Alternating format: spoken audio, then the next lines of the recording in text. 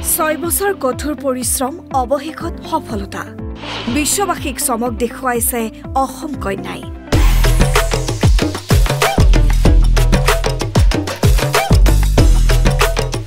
Britain's gut টেলেণ্টত জিলিকিল বুকাখাটৰ Binita বুকাত পদুম ফুলাৰ নিচিনা বুকাখাটত ফুলিছে বিনিতা চেত্ৰী মাত্ৰ 3 বছৰ বয়সতে বিনিতাই এৰিছিল আপোন ঘৰখন এৰিছিল পিতৃ-মাতৃৰ মৰম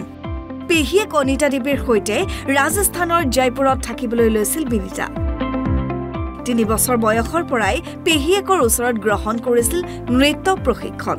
আৰু 6 বছৰ কঠোৰ অনুশীলনৰ অন্তত বিশ্ব মঞ্চত জিলিকিবলৈ সক্ষম হৈছে বিনিতা চেত্ৰী ব্ৰিটেইনছ গট টেলেণ্টৰ মঞ্চত 8 বছৰীয়া বিনিতাই দেখুৱালে নৃত্যৰ যাদু ব্ৰিটেইনছ গট টেলেণ্টৰ বিচাৰকৰ লগতে বিশ্বৰ কোটি কোটি লোকৰ হৃদয় জিনিবলৈ সক্ষম হয় বিনিতাই দখল কৰিবলৈ সক্ষম হয় সংবাদ মাধ্যমৰ শিৰোনামো ৰাজস্থানৰ জয়পুৰতে পঢ়া-শুনা কৰা বিনিতা চেত্ৰী বৰ্তমান ক্লাছ 4ৰ ছাত্ৰী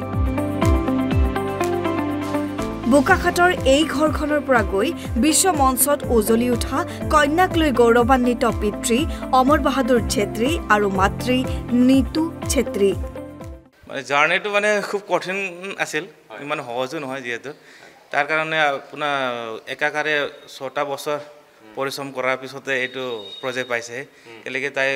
আপোনাৰ 3 বছৰ বয়সৰ পৰাই মানে ডান্সৰ লগতে মানে জড়িত হৈ আছিল ডান্সৰ প্ৰেক্টিছ কৰি আছিল তেনেকৈ আজি 8টা বছৰ হ'ল না তো এইটো কাৰণে মানে ইমান সহজ নহয় আৰু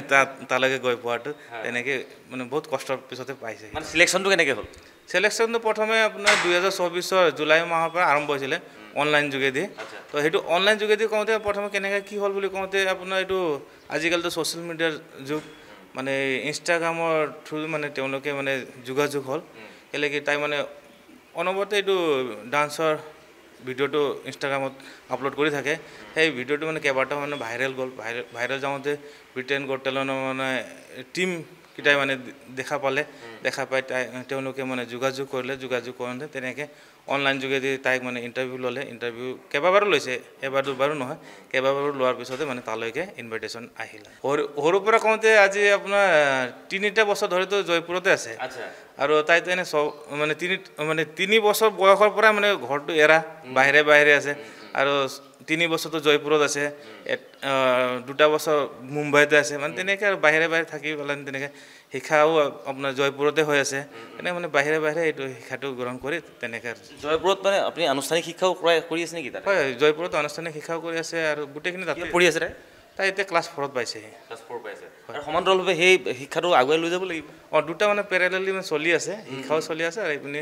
ডান্সৰ এইটো চলি আছে আৰু তাত এতিয়া শিক্ষাগুৰু যোনটো আছে মানে হাৰ্দিক ৰাৱত বুলি জয়পুৰৰে তেওঁ এটা মানে নেশ্যনেল লেভেল কৰা মানুহ তেওঁৰে তত্ত্বাৱধানতে এতিয়া এইটো ডান্সৰ শিক্ষাটো লৈ আছে এটা কথাটো হ'ল আমি খুব আপুনি কৈছে 6 বছৰ তেওঁ মানে এই ডান্সৰ লগত জড়িত মানে জন্মৰ পৰা বুলি ক'ব পাৰি জন্মৰ পৰা বুলি ক'লে ভুল হয় কিন্তু 3 বছৰৰ পিছৰ পৰা মানে তাই মানে ঘৰটো এৰা এতিয়া দেখিছোঁ ইমান টেলেণ্টটো ক'ৰ পৰা আহিল মাকৰ নে দেউতাকৰ নে কাৰ আছিল ইমান টেলেণ্ট এনেকুৱা টেলেণ্ট এনেকৈ টেলেণ্ট মানে প্ৰথমটো আপোনাৰ কি হয় বুলি ক'লে মোৰ ভণ্টি যোনটো তাই মানে পেহিকৰ প্ৰতি মানে তাই মানে আকৰ্ষিত পেহিকটো মানে ডান্সৰ প্ৰতি মানে খুব মানে জড়িত ওতঃপ্ৰোতভাৱে জড়িত সেইটো কাৰণে তাই পেহিকৰ লগ মানে দেখি পেলানি তাই মানে আকৰ্ষিত হয় তেনেকৈ ডান্সৰ পিনি মানে গুচি গ'ল আৰু ডান্স ইণ্ডিয়াৰ যোনটো ছুপাৰ ডান্সাৰ হ'ল আৰু DIDটো কৰিছে তেনেকৈ ইণ্ডিয়াটো কৰিছে কৰি পেলাই তাত কেনেকুৱা কেনেকুৱা আছিলে অংশগ্ৰহণ তেনেকৈ ভালে আছিলে তাৰপিছত আপোনাৰ কিমান টপ 12লৈকে গ'লে আপোনাৰ ছুপাৰ ডান্সাৰ তাৰপিছত মুম্বাইত হৈছিল বস্তুটো তাৰপিছত তেনেকৈ মুম্বাইত যেতিয়া গ'ল তাৰপিছত এই আপোনাৰ হাৰ্দিক ৰাৱত ছাৰ এতিয়া যিজনে শিকাই আছে শিক্ষাগুৰু মানে তেওঁৰ লগত কানেকশ্যন হ'ল তেনেকৈ মুম্বাইৰ পৰা জয়পুৰৰ পিনে গুচি গ'ল আমি শেহতীয়াকৈ দেখিছোঁ যে মুখ্যমন্ত্ৰী ডাঙৰীয়ে খুব প্ৰশংসা কৰিছে তেখেতৰ লাইভতো কৈ আছে যে বিনিতা চেত্ৰী ইমান সুন্দৰকৈ আন্তঃৰাষ্ট্ৰীয় পৰ্যায়ত জিলিকি আছে সেই কথাখিনি মুখ্যমন্ত্ৰীৰ কথাখিনি কেনেকুৱা লাগিছে আপোনাৰ মোকতো খুবেই ভালে লাগিল মানে এজন অসমৰ চিফ মিনিষ্টাৰ এজনে মানে ছোৱালীটোৰ প্ৰতি ইমান ভাল এটা মেছেজ দিছে আৰু নিজৰ পেজতো আপলোড কৰিছে সেইটো কাৰণে মই খুব ভাল লাগিল তেখেতক কি ক'ব এতিয়া তেখেতক কি ক'ম বোলে মামাই আৰু আগন্তুক দিনতো যিহেতু এতিয়া ছেমি ফাইনেল পাইছে সেইটো কাৰণে এনেকৈ সহায় সহযোগ আৰু মৰমটো দিয়ে যেন আগতো আমি এটা যিটো দেখিছোঁ যে যথেষ্ট খৰচ আছে কিন্তু ব্ৰিটিছ তাত গৈ ব্ৰিটেইনত গৈ পেলাই যথেষ্ট তাত ইমান সহজ নহয় কিন্তু সেই খৰচ পাতিখিনি কেনেকুৱা ধৰণে আপোনালোকে কৰিছে খৰচ পাতি কওঁতে প্ৰথমতে আমি এই অসমৰ ডেপুটি স্পীকাৰক মই ধন্যবাদ দিব বিচাৰোঁ কেলেকি তেওঁ ফাইনেন্সিয়েলি হেল্প কৰাৰ কাৰণে আৰু মোৰ যোনটো লগৰকেইটা আছে তেওঁলোকৰ সহায় সহযোগিতাৰ কাৰণে আজি মানে তালৈকে যাব পাৰিছে আৰু কেলেকি মানে মোৰ অকলে ইমান সামৰ্থ্য নাছিল মানে ব্ৰিটেইন নিচিনা এটা জেগাত পঠাবৰ কাৰণে কেলেকি তাত মানে বহুত খৰচটো বহুত এক্সেছ তুমি চিন্তা কৰিব নোৱাৰা খৰচ সেইটো কাৰণে